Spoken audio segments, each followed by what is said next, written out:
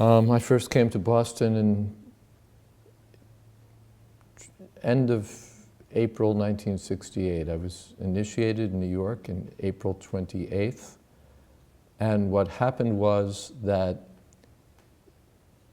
Srila Prabhupada was going from New York up to Boston. And he was going to stay for a month. And his assistants needed some assistance. His assistants were Govindadasi and Gorsundar. Govindadasi was cooking, Gorsundar was doing translation and secretarial work. And Govindadasi was quite frail at that time, her health was indifferent. So they wanted someone to come help in cooking. And it was a choice, and Satsvarup Maharaj, who was president of Boston, suggested, what about this new man? I'd never cooked anything in my life, but somehow he suggested that. And someone else suggested another devotee, Devananda, who was not a bad cook, brahmachari, who'd been around for a while. But they decided that I would come up for the first 2 weeks, and he would come for the second 2. And if I blew it too badly, then he could come earlier. So I came up to Boston just the day after my initiation, or 2 days later. And Srila Prabhupada was staying in a little house. The temple at that time was on Glenville Avenue, and there was a house 5 minutes away by walking on a street called Chester Street. Prabhupada called it Hare Krishna Street. They'd, I guess, rented this house for the time Prabhupada was staying there, a little place. Actually, when Prabhupada came there, everybody had been fixing things up in the temple and painting, all the usual stuff. And so after Prabhupada arrived in his house, we all fell asleep in the room outside his bedroom and working room. Okay. Another time I came was the end of April 1969 till about end of the first week in May. Prabhupada had a lot of engagements. I think it was that second time. He had an engagement here at the Arlington Street Church, which is not far from our present location. Packed house, as I remember, full of very straight kind of people, upstanding American citizens, mostly older. And Prabhupada gave a serious talk. I don't remember much about it. The questions were very superficial. Why do you dress like that? What's the shika? Prabhupada explained that it was like the steeple on a church. I remember also that at every engagement there had to be prasadam, and there was no prasadam arranged for that engagement. So I remember Jadharani sitting on the platform where we were all seated near Srila Prabhupada, cutting up apples because Prabhupada insisted there had to be prasadam, there must be prasadam.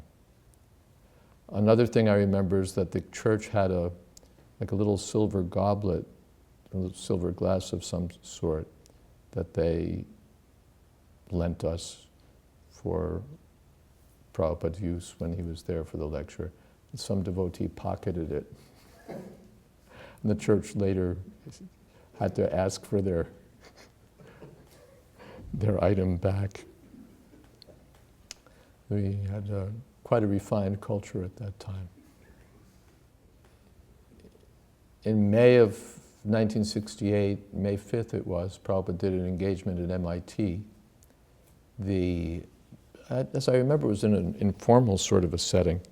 There was a tuning fork that was behind Prabhupada. It was some sort of artistic creation. And after Prabhupada spoke, one student asked, "What is the meaning of this symbol?" Prabhupada said, I do not know, it is your symbol. But that was the engagement at which Srila Prabhupada noted. He said, I've seen that there are so many departments of education here, so many departments, scientific departments, but where is that department for understanding the difference between the living body and the dead body? That was Prabhupada's opening challenge or opening point, that this is the most important item of education. and it's being neglected. Prabhupada did a program in May of 1968, I think, in Boston University at what's called Marsh Chapel. And in contrast to the Arlington Street Church engagement, that one was practically vacant.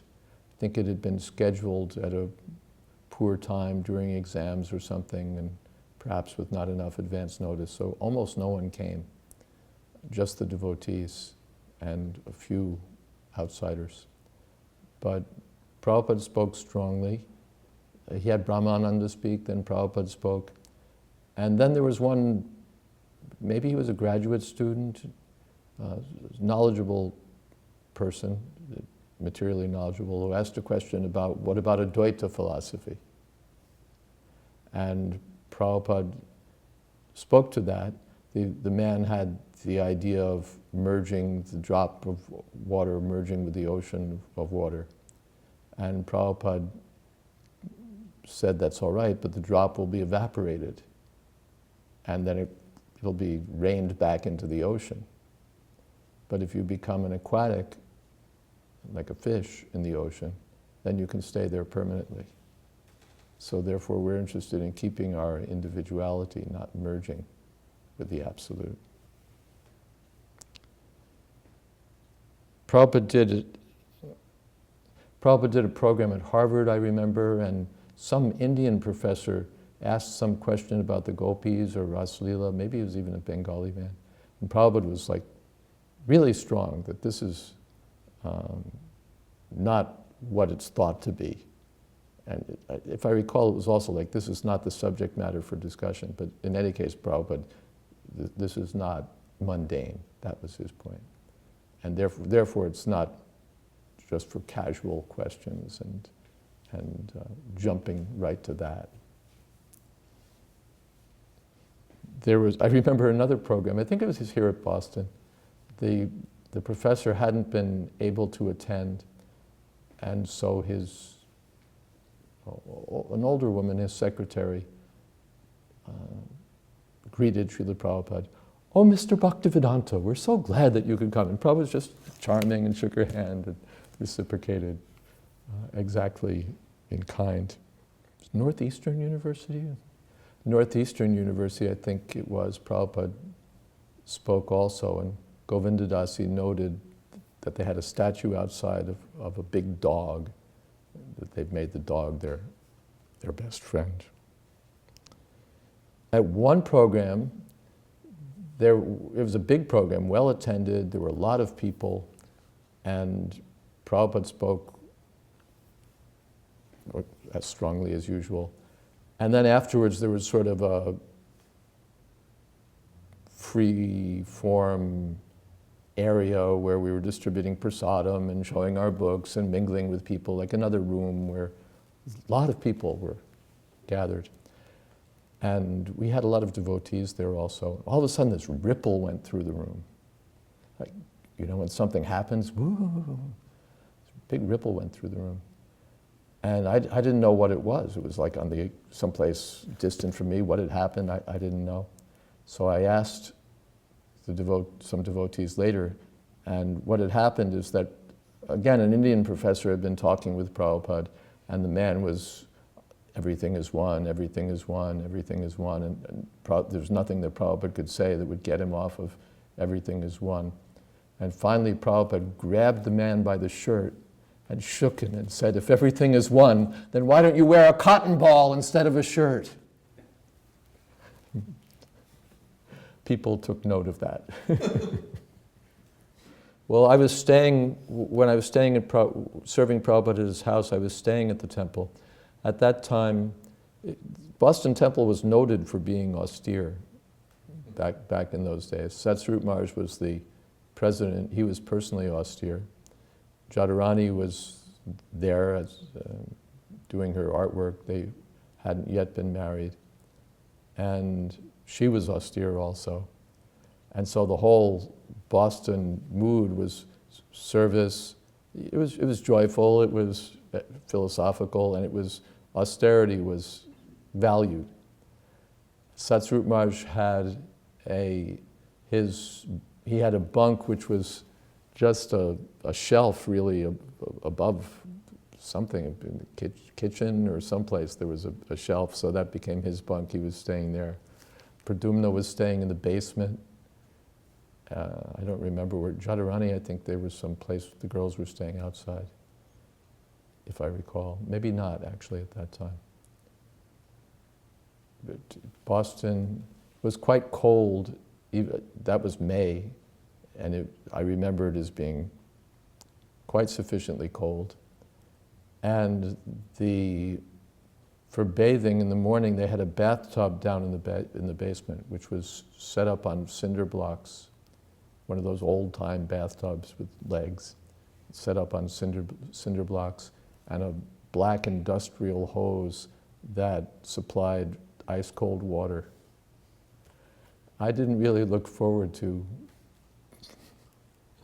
morning bath in Boston at that time, but that's what they had. I think they sometimes used to heat up some extra water, but it was cold, and it was austere. We were staying at this house with Srila Prabhupada. Prabhupada used to go on his morning walk with Govinda and Gaurasundar and Satsrup Maharaj, and I also went sometimes. And cooking, Prabhupada was eating very, very simple. We would make some spinach and chickpea sabji and some baby Brussels sprouts with salt and turmeric and jeera and little red pepper. That was all. Simple. And chapatis and rice, dal. Maybe one other sabji. Very, very simple. Very, very simple. And I remember one time I burned one sabji, a little bit. I didn't give it to Prabhupada, that part to Prabhupada, but part of it had been burned. But Prabhupada was staying right next to the kitchen. So he blasted me, why this sabji has been burned.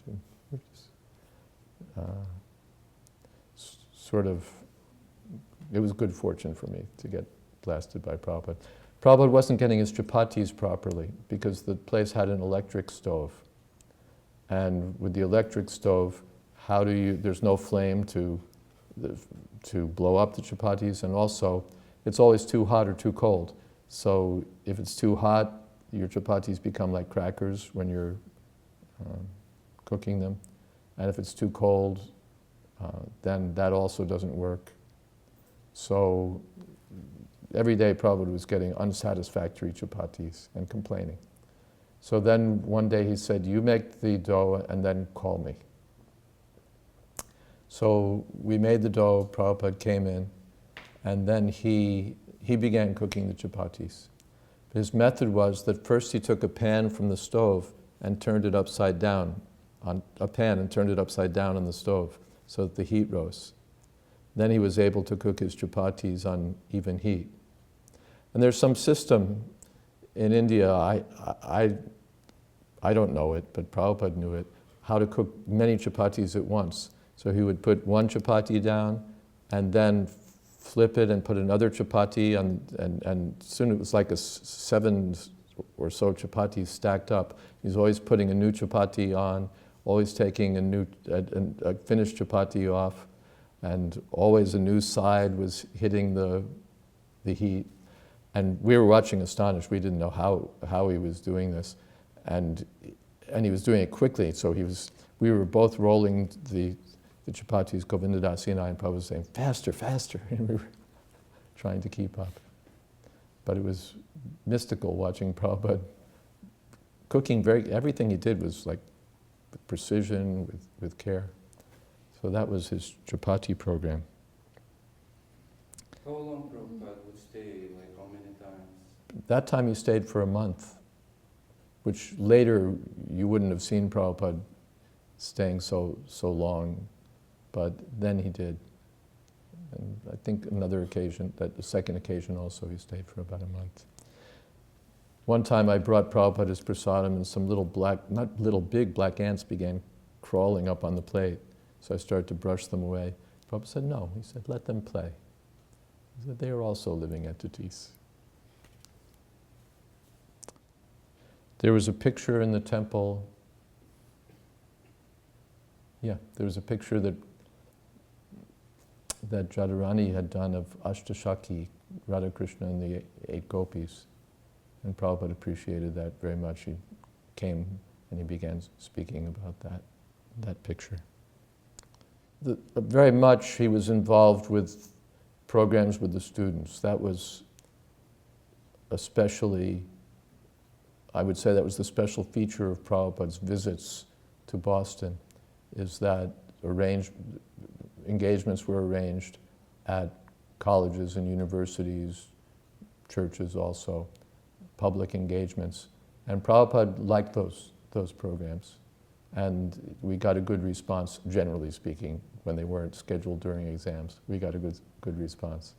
And I would say that really characterized Prabhupada's visit to Boston, interaction with, especially with the universities and colleges, and students and professors.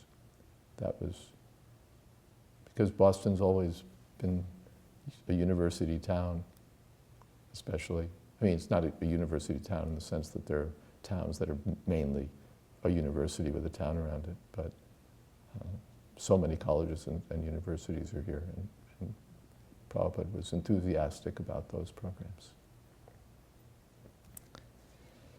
In 1969 and 1970, I was again in Boston when the temple had moved to Beacon Street. Prabhupada had been looking for a place to put his press. There were devotees in New York who were working for printers, learning the printing trade, and they wanted to start a press. Prabhupada wanted that. And this house became available on Beacon Street, which had adequate space. It was large, and it had enough space to put the printing equipment and the other things needed. So Prabhupada, as I remember, also contributed, I think he wrote a couple of checks, they may be in the archives, with a 108 ending on one of them, to help purchase that place. That's what I recall. But that became the starting place, really, for ISKCON Press. The place in Glenville Ave, by the way, was kind of very much like 26 Second Avenue. It was just like the same model repeated. It was a storefront, it was small, it was kind of funky. It wasn't as centrally located as Second Avenue was, but it was very much that same model, a little ashram with a spirited team of devotees who had all had association with Srila Prabhupada. So it was very strong, actually. Apart from being austere, it was very strong philosophically. Satsvarup Maharaj was right on the money. Jadharani also used to listen to Prabhupada's tapes while painting. So Boston was like an intellectual stronghold. It was a stronghold of devotees who knew the philosophy very, very well and were strict followers of parampara.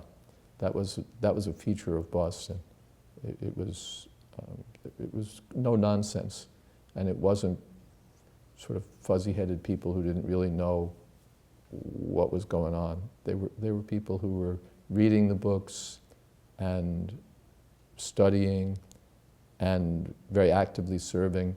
Satsvarup Maharaj was working for the welfare department here up in Boston, and he used to come back in the evening and take some dal and chapatis.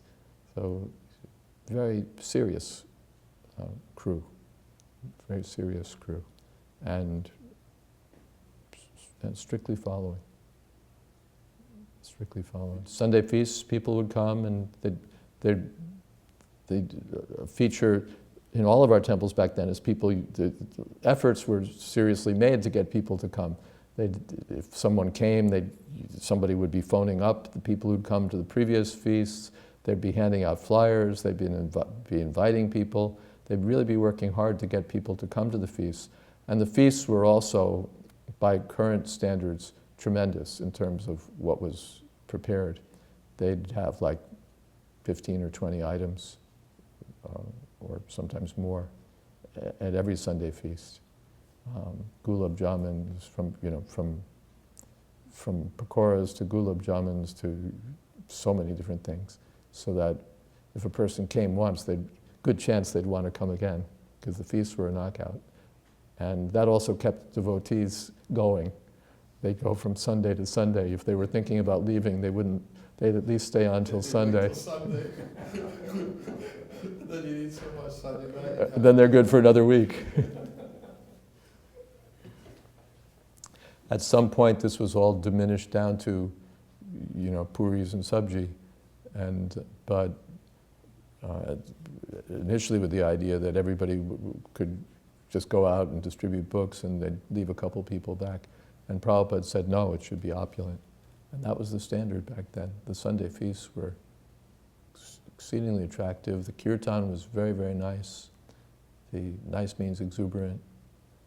And the prasadam was great. The lectures would be very to the point, that is Krishna conscious. So it was very strong, spiritually strong Boston was back then, very strong. I remember there was one time in Beacon Street, they didn't have enough money to keep the rent going, and an envelope appeared in the mailbox with as much as they needed for the rent. And somehow or other, Krishna provided. Later, of course, devotees began going out, distributing books and so on. So that became a source of income. But in the beginning, and in the beginning also, Satsvarup Maharaj's income, his paycheck was probably sustaining the temple more than anything else.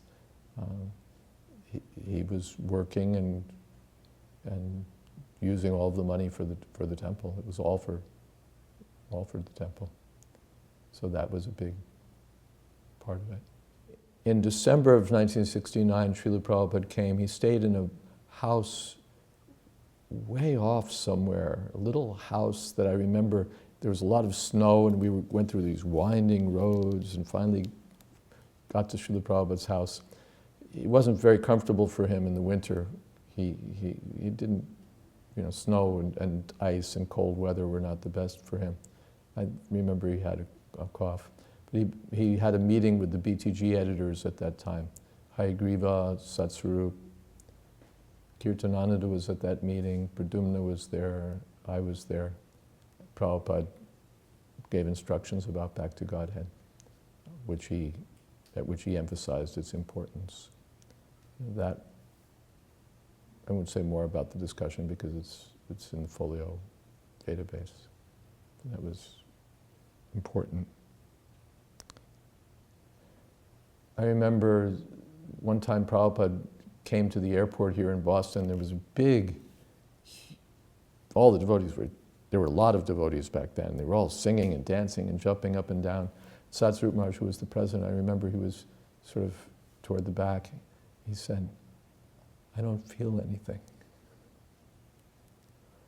And everybody was in ecstasy. Satsvarup Maharaj said, I don't feel anything. But he was the most seriously engaged. He was the leader. But I remember he said that. He said, I don't feel anything. One time, this devotee, Sachi Sutta, gave Srila Prabhupada a very nice sweater. Again, it may have been winter. And I remember Prabhupada took off his sweater, which was even nicer, and gave it to Sachi Sutta. So Sachi Sutta was very little overwhelmed. His spiritual master had instructed him to print books, so publishing was practically the highest item on his agenda. Satsvarup Maharaj had been instrumental even before there was a press. He was serving as transcribing. Apart from his job, he was transcribing tapes and editing Srimad Bhagavatam. I remember his working on third canto. Hayagriva also. Hayagriva wouldn't transcribe, that wasn't something he liked to do. But Satsvarup Maharaj was transcribing and also somewhat editing. But then the press came here. And I remember when I first came, the place was already full of Krishna Katha because the artists were already here. Jadharani was here. Boston, before the press had come, Boston was the center for the artists because Jadharani was living in Boston and Prabhupada said you should train some other girls. Janava came, other girls, Saradiya came, and this one or that one, and Jadharani was engaging them in artwork. So it was, for a time actually, Boston was quite feminine. There were a few men and quite a number of women who were engaged in the art department. And Prabhupada was working on Krishna book, and so actually Boston was the only place where the devotees knew the pastimes of Krishna. For the most part, Prabhupada had spoken philosophy, Bhagavad Gita, first canto was available. But as far as the pastimes of Krishna, as they're narrated extensively in Srimad Bhagavatam, no one had heard more than a few snatches here and there. We knew there was a Rasa Leela, we knew that there was a Damodar Leela, but we didn't really know very much about any of these things. But Prabhupada was dictating the Krishna book and sending the tapes here to Boston, and Satsvarup Maharaj was transcribing, Jadharani was making copies of those tapes and doing paintings. So here the devotees knew those activities.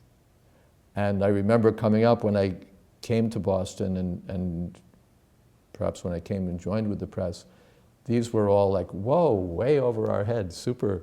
I never heard this before, Krishna going to visit a prostitute and Krishna, what do you make of all this? These things were known here only, and then later Krishna book was published and all this information went out to the whole society. But really Boston was the first place to get everything because the tapes were coming here. So not only the Krishna book, but philosophy from second canto, third canto. First it hit Boston and then it went out from here to the other parts of ISKCON. So Prabhupada was eager to start a press. He got the opportunity here in Boston. And then he was pushing on the press activities. Of course, the printing didn't work out all that well. He got the first book published, Nectar of Devotion, and when it reached him in Los Angeles, the binding fell apart and the pages scattered. So it was a struggle for the devotees, and eventually Prabhupada gave up on having our own press. It didn't make any sense, especially since the numbers of copies printed became very large, and he was able to print in Dainapan in Japan. So there's no need of keeping a small press at great expense with turnover of men and inconsistent quality. So the printing part we outsourced. But the pre-press work we always did. The Prabhupada had purchased, or Hayagriva, I guess, had purchased I don't remember if Hayagriva himself purchased it. Anyway, we purchased an IBM Selectric Composer, which was a machine that allowed you to set type. And Shamadasi, Hayagriva's wife, was using that. First they acquired it in Ohio, and then the machine moved here to Boston, and there was a crew of devotees working on that. I'd been in the Merchant Marine for a summer, and there you had shifts, 4 hours on and 8 hours off. So 12 to 4, 4 to 8, and 8 to 12, morning and evening. So I arranged the same schedule for the composing work, for the typesetting. So we had devotees who were working, for example, from midnight to 4 in the morning, and then from noon to 4 in the afternoon. And it was quite cold. Boston's always been, cold has always been the feature of Boston. And we had one composing room which was off the loading dock, and had a little heater in it. And then we got a second composing machine, and it was down in the basement, which was a cold basement. I remember Palika Dasi on the 12 to 4 shift, typing with big gloves on. The amount of sacrifice that the devotees went through for doing all the things that needed to be done for Prabhupada's books was really something. And everyone was enthusiastic about it. The press was a great source of inspiration and enthusiasm. So we were very busy. But Prabhupada said that everyone, at one point he gave the instruction that everybody should go out for kirtan, for chanting, at least an hour a day. So kirtan in the Boston Commons became a very prominent feature of ISKCON Boston. And devotees would go out, and especially in the summer, just spend hours and hours there. But the press devotees, we used to jump in a van, and we'd come out and spend our hour, and then jump back in the van and come back. But it was enlivening to go out and chant. I remember also one summer, Jayadvaita Swami came, and he was leading the chanting on Boston Common, and that got everybody inspired. There's a lot that happened on Boston Commons with the kirtan parties. So was it going on all year round, or? Yeah, I think so. Because cold winters? Yeah, cold winter, we'd bundle up and go out. I think I blocked that from my memory, but it seems to me that we that we did go out at all different seasons. Yeah, in New York we certainly did. I don't think Boston would have been different. We were going out all year round. Chanting and book distribution. I remember book distribution on like Boylston Street or something. It was so cold that you wouldn't even want to take people's money. If they gave you a coin, it would be too cold to take. And I remember Giriraj Maharaj with no gloves distributing books, and very sincerely pushing things forward. That was some of the brilliant people who joined also at that time. Giriraj Maharaj joined after Prabhupada spoke at Brandeis University. Hridayananda Maharaj came from the West Coast and joined with the press activities here in Boston. So it really became quite fired up, as they say, quite filled with enthusiasm.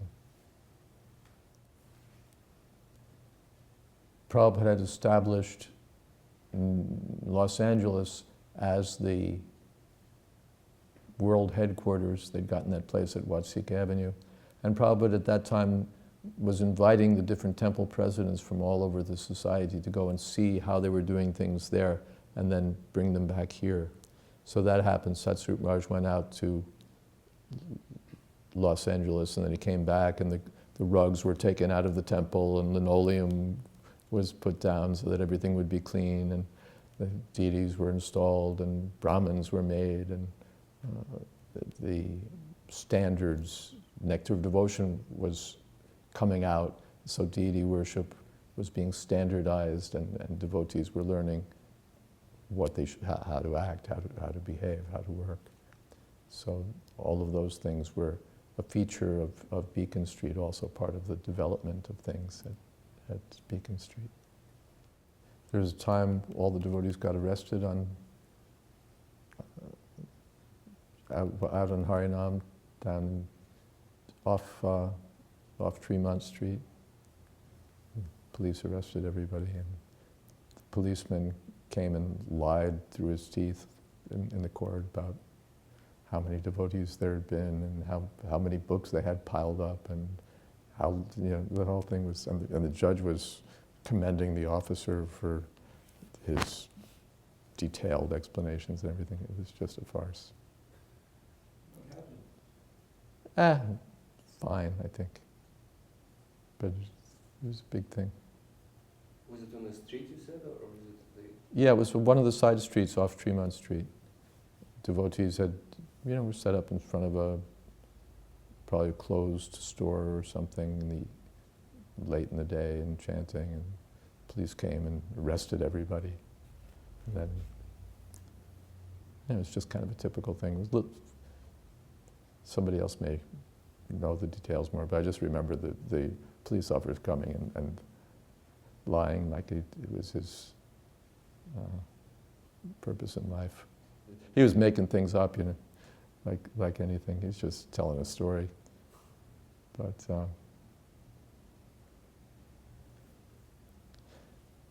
if I'd thought about it at the time, I wouldn't have. The devotees were represented by a court-appointed attorney, on the spot. And if I'd thought about it, if I'd had the presence of mind, I would have separated myself from the group, represented myself, and had a fight with the cop over what a liar he was. I would have proved it to him. But anyway, I wasn't so bold. Boston was one of the early and most important centers of the Krishna consciousness movement. When I joined, there were maybe 5 centers: New York, Montreal, San Francisco. I think Buffalo had been started, but before then there was Boston. So there were only these few temples, and Boston was one of them. And it was an important center with Satsrup Maharaj, and one of the pillars of our society as the president, with Jadharani, our first woman and very strong devotee there. So it was a strong center, small, struggling, just a few people, but spiritually strong. Pradyumna was there also, was a scholar and just learning Sanskrit at that time. So it was an important center also, and located in a place that was important, especially for its intellectual life, for all the colleges and universities and leading people who were in Boston. So Prabhupada acted in relationship with Boston in that way, speaking with students, speaking with professors, speaking to just church groups and distinguished people. Not always. He also spoke at the temple to whoever would come. But these outside engagements, these engagements with schools and colleges, were especially notable in those days. And Prabhupada himself, I believe he even told Satsuma, please get me such engagements. But I'll go, but get me such engagements. Prabhupada considered it important, and it was. Yeah, maybe the first, second initiations were done here.